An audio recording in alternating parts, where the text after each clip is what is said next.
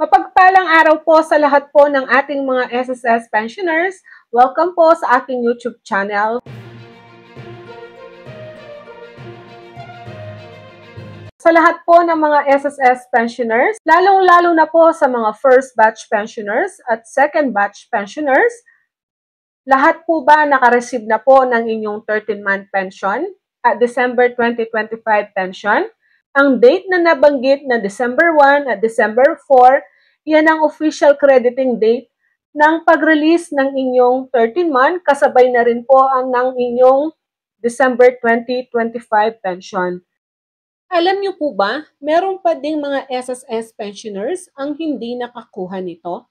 Yes po, meron pa rin mga pensioners na hindi pa nakaka-receive ng kanilang 13-month at pension. So, yung mga pensioners para sa mga naipong pension dahil sa non-compliance sa AKOP.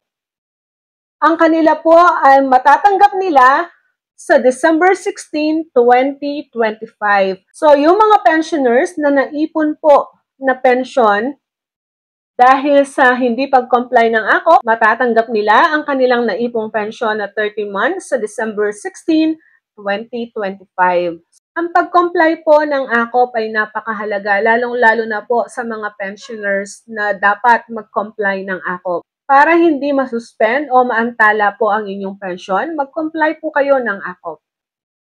Marami pong paraan paano mag-comply ng AKOP. Meron pong video conference. Kukuha lang po kayo ng appointment sa pamamagitan po ng inyong my.sss account. Kung ayaw naman ninyo ng ganon, merong email, meron ding courier, meron ding true representative, o kaya naman po pwede rin personal na pumunta sa SSS. So, ang dami pong paraan. So, iyan lamang po ang ating information sa ngayong araw na ito. Have a nice day and God bless us all.